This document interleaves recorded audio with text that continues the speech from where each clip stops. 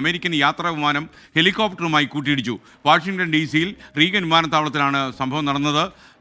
വിമാനത്താവളം അടുത്താണ് ഈ സംഭവം ഉണ്ടായിരിക്കുന്നത്. അപ്പോൾ എന്താണ് ഈ ഹെലികോപ്റ്ററും ഈ വിമാനവും തമ്മിൽ കൂട്ടിയിടിക്കാൻ കാരണമായത് എന്നറിയില്ല. കൂടുതൽ വിവരങ്ങളുമായി മധു കൊട്ടാരക്കര അമേരിക്കയിലെ ന്യൂജേഴ്സിയിൽ നിന്നും ടെലിഫോണിൽ ചേരുകയാണ്. മധു, എപ്പോഴാണ് ഈ അപകടം ഉണ്ടായത്? ഹെലികോപ്റ്ററും വിമാനവും തമ്മിൽ കൂട്ടിയിടിക്കാനുള്ള സാധ്യത ആകാശത്ത് വെച്ച്, കാരണം പ്രത്യേകിച്ച് ഇതിൻ്റെ നാവിഗേഷണൽ ഫെസിലിറ്റി അനുസരിച്ച് ഇത് കൂട്ടിയിടിക്കാനുള്ള സാധ്യത വിരളമാണ്. പക്ഷേ എന്നിട്ടും ഇത് കൂട്ടിയിടിച്ച് നദിയിൽ വീണു എന്നാണല്ലോ നമ്മൾ മനസ്സിലാക്കുന്നത്. വിവരങ്ങൾ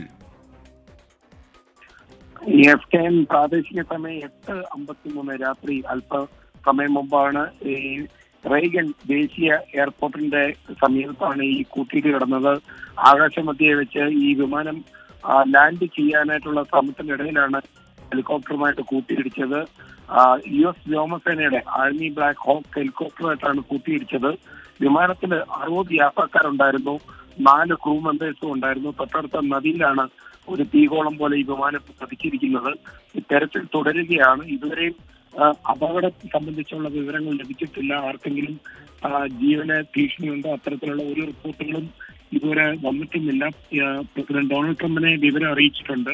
അതുപോലെ തന്നെ പെന്റഗൺ ഈ കാര്യങ്ങൾ നിരീക്ഷിച്ചുകൊണ്ടിരിക്കുകയാണ്. ഡിഫൻസ് സെക്രട്ടറി പീറ്റ് ഹെഗ്സെറ്റ് പറഞ്ഞിരിക്കുന്നത് എല്ലാവിധ സഹായങ്ങളും ഈ തെരച്ചിലിനായിട്ട് നൽകിയിട്ടുണ്ട്.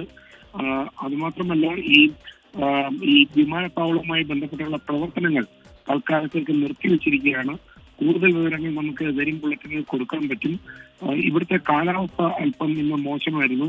തന്നെയല്ല, ഏതാണ്ട് 40 വർഷം മുമ്പ് സമാന രീതിയിൽ ഇവിടെ ഒരു അപകടം നടന്നപ്പോൾ, അതായത് 1982-ൽ 78 പേർക്ക് ജീവൻ നഷ്ടപ്പെട്ടായിരുന്നു. എയർ ഫ്ലോറിഡയുടെ വിമാനമായിരുന്നു അന്ന് അപകടത്തിൽപ്പെട്ടത്.